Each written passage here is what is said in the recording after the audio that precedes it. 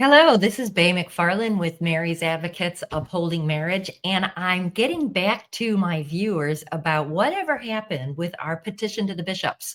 We collected signatures months ago and mailed letters to dozens of archbishops and all the bishops on the Marriage and Family Committee at the United States Conference of Catholic Bishops. And we were asking them to drop what we called their divorce mandate. In virtually every diocese, before a diocesan tribunal of judges will accept a petition from someone who's questioning whether their marriage is invalid, the tribunal requires the person to already have a state government civil divorce. And we were concerned that this doesn't make any sense. Divorce is a grave offense nature. It's immoral. I'll show you the petition on our website.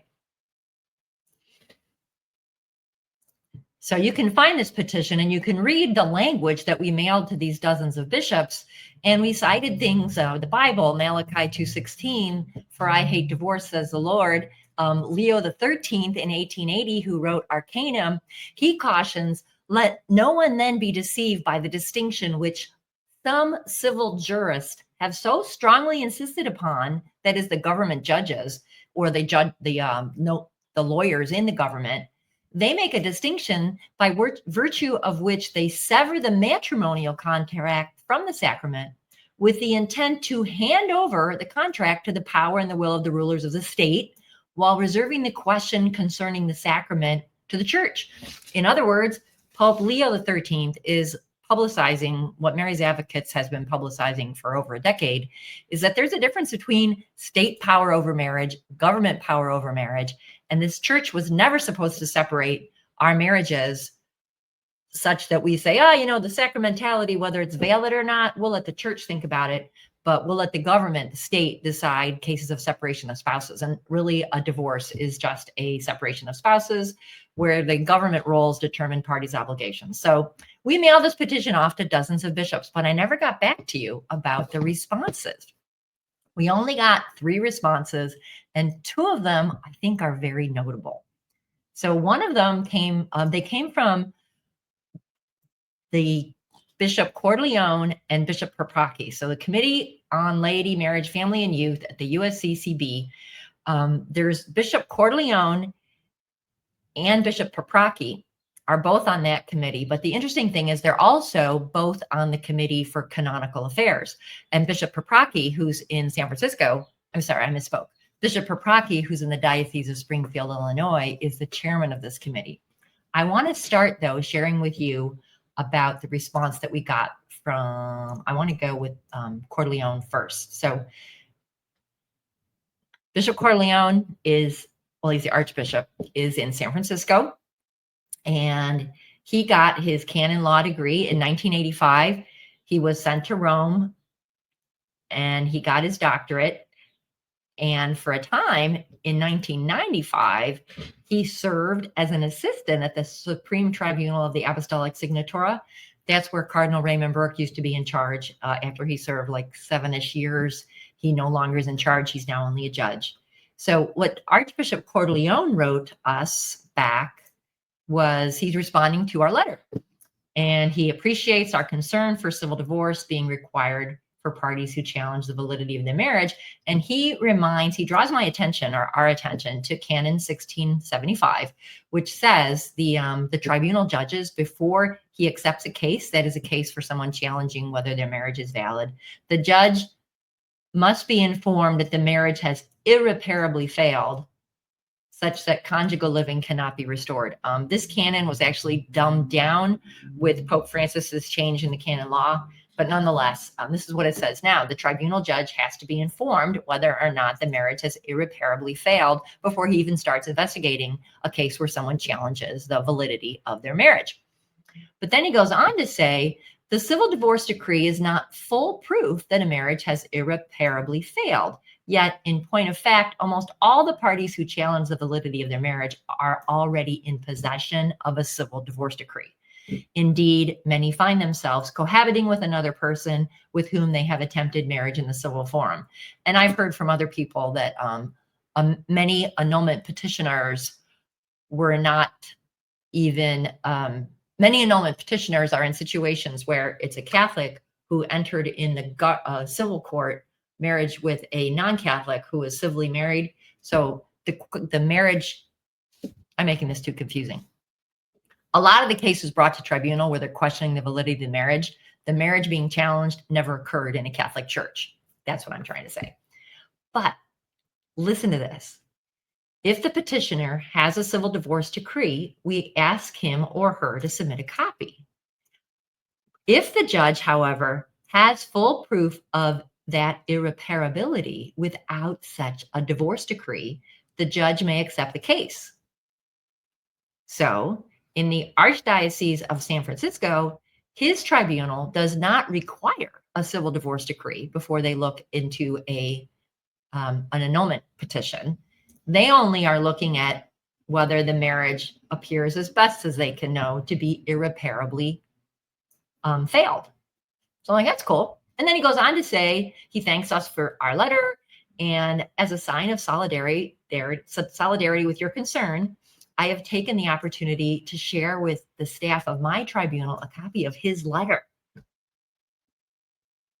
And I assure you, I work closely with other departments. So he's sharing with his tribunal his statement as Archbishop of San Francisco. And he's also on the committee at the USCCB of canon the canon law committee. And he's also on the marriage committee. He's saying that a tribunal judge only needs proof, as best as they can discern, that the marriage irreparably failed, but without a divorce decree. They could look at an annulment case.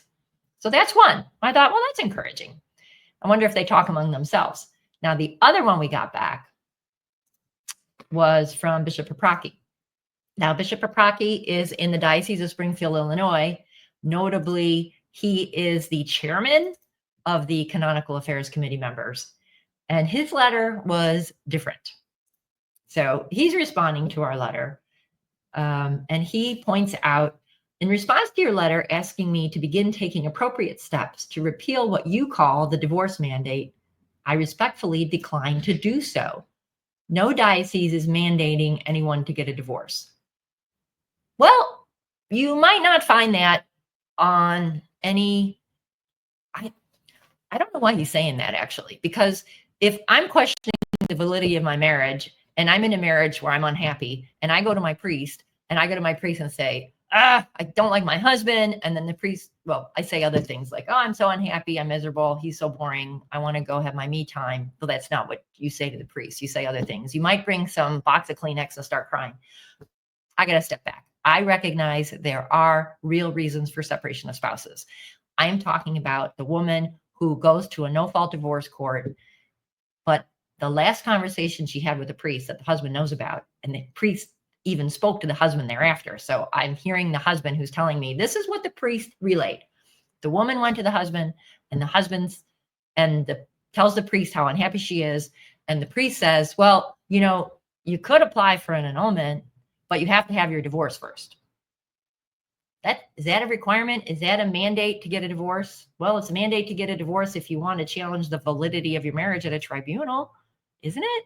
For a lot of diocesan, the annulment forms that I've seen on their websites, where you can download an application for an annulment, or you can download a preliminary questionnaire about moving towards making a petition for annulment, they will require that you have your civil divorce first. But nonetheless, Bishop Paprocki does say no diocese is mandating anyone to get a divorce. While a Catholic tribunal in virtually all the dioceses will not open a canonical process to determine the validity of a marriage if a couple is still civilly married, this is not the same thing as requiring them to get a divorce. Okay. The Catholic Church does not want to see people get divorced. Okay. Now here's the one that just keep listening. The approach you suggest, which is we're suggesting, hey, if someone questions the validity of their marriage, let them have a determination while they're still in the state of civil marriage. The approach that you suggest, however, could result in the anomalous situation of separated couples having their marriages declared canonically invalid while they are still married civilly. Doing so could also expose dioceses, tribunal personnel, and parish clergy to potential lawsuits in those states that recognize a cause of action known as alienation of affection, which allows someone who is currently or formerly married to sue a third party for interfering with the marital relationship. Well, I mean, no one's going to debate whether or not it's an anomalous situation. Where did that language go? Okay. It could result, if you're miserable in your marriage and you have reason to believe your marriage is invalid, like say your wife is out having an affair with someone in your wedding party, you've been married for a year, and you're challenging her, as like, hey, won't you stick to our marriage promises? And she's like, you know, when I got married, I always knew I could get divorced if I wasn't happy. Well, if that's what she's saying, sounds like maybe she lied about permanence when she got married. So why can't you go to the church and have an investigation about an annulment while you're still civilly married? What's the state going to care? But anyways, I agree. It is an anomalous situation of separated couples having their marriage declared canonically invalid while they are still married civilly. But I ask the other side, what about the anomalous situation of those who are married in the church and civilly divorced, especially those who are married in the church and civilly divorced when there was no morally legitimate reason for separation of spouses, like all these people who talk to me and Mary's advocates who are pleading with their spouses to work on someone to help working on reconciling their marriage. So they're civilly divorced, but they're Catholic marriage, and there's no reason for separation of spouses, or sure doesn't seem to look like one when one party is pleading, hey, we can work on this. I love you. Let's get the right kind of help. And the other party is like, I'm out of here. So the one thing I wanted to point to you too, the last screen I have open here is, what is alienation of affection? These lawsuits that he's afraid, that he's concerned about, or he's saying this is why they require a civil divorce, because we want to avoid these anomalous situations.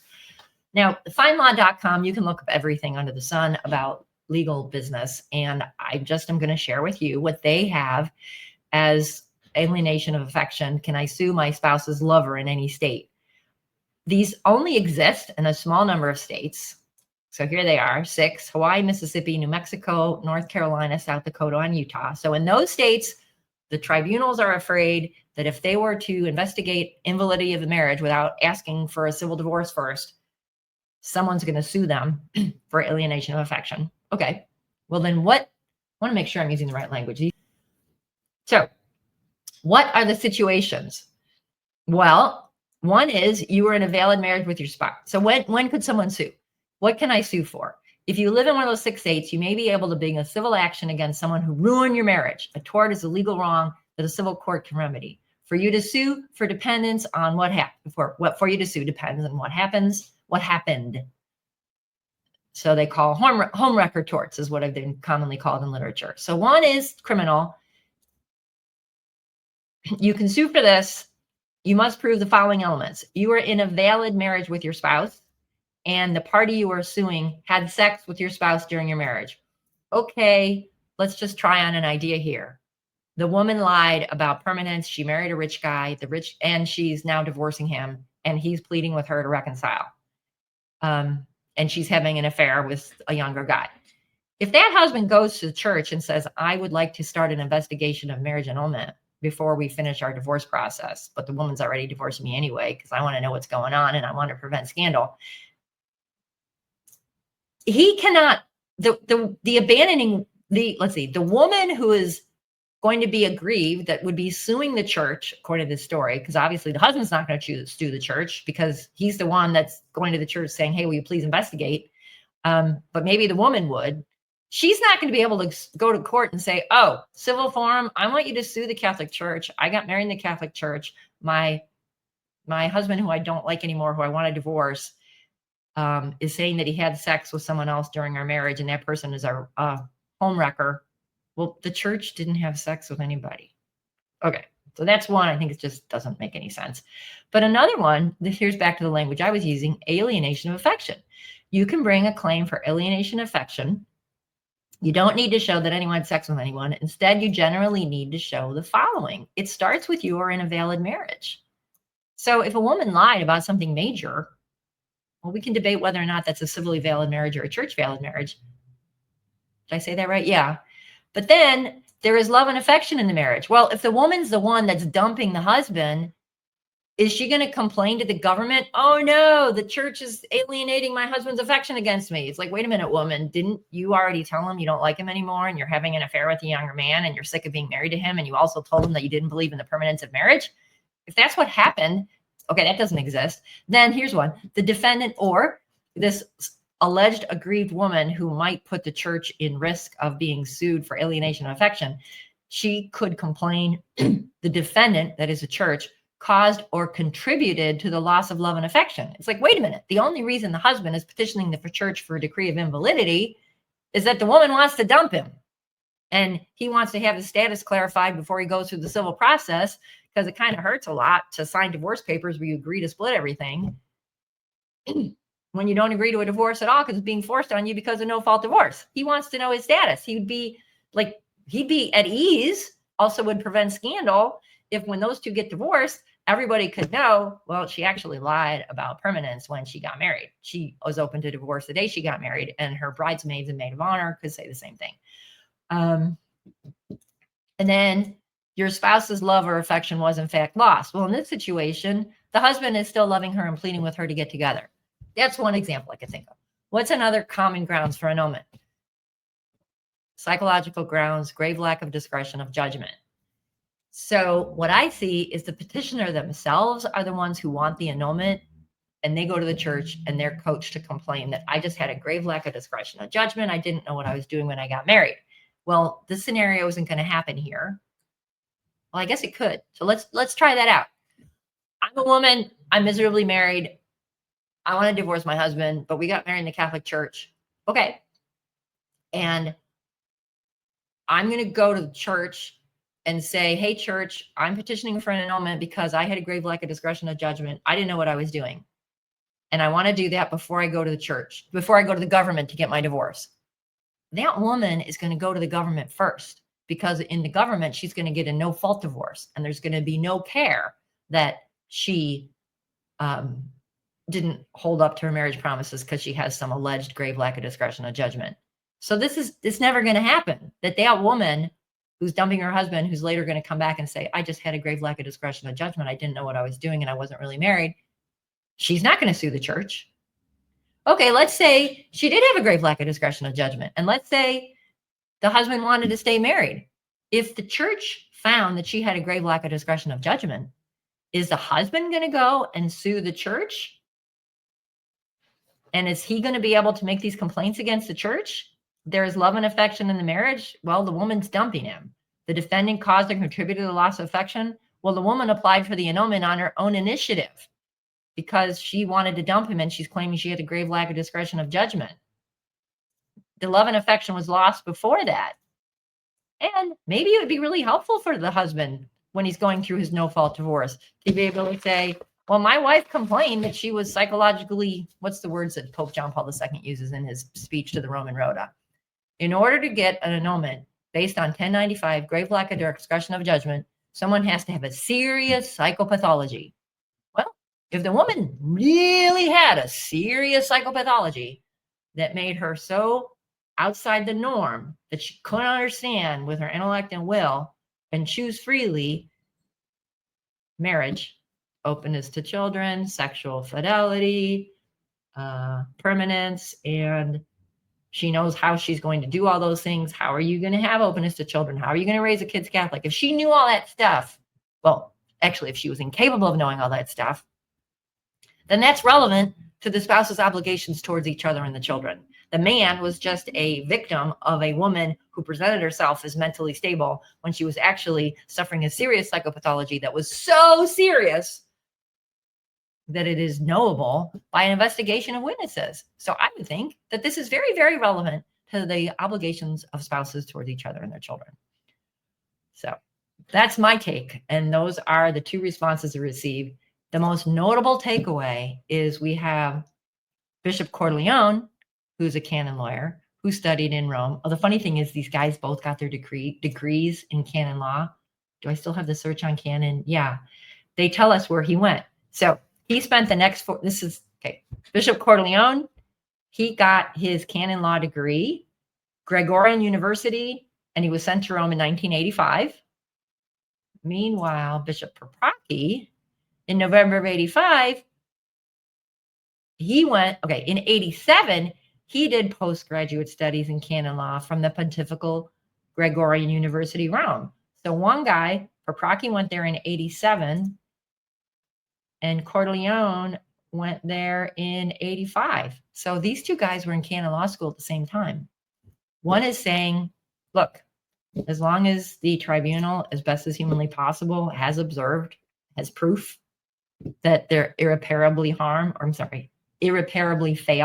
the marriage has irreparably failed, they can start an investigation about annulment without a civil divorce decree. That's Corleone. Paprocki, well, we'd have if we let them do an annulment case prior to a civil divorce, we'd have an anomalous situation, which I say is true, but there's a worse anomalous situation, which is all these people who were married in the Catholic Church running around with divorces with no investigation about anything. And he says if they were to do an annulment decree first, they would expose the diocese tribunal personnel, and parish clergy to potential lawsuits for those people who can sue for alienation of affection. That's what I call it. So should we care that diocese personnel are potentially liable for something that I think the chances of them ever winning are near zero? Or should we care that all these innocent spouses are being run through the no-fault divorce mill, where their children are being taken away and the kids are being forced to go back and forth between two households just because someone is miserable in their marriage and they're refusing to work on reconciling? Thanks for listening.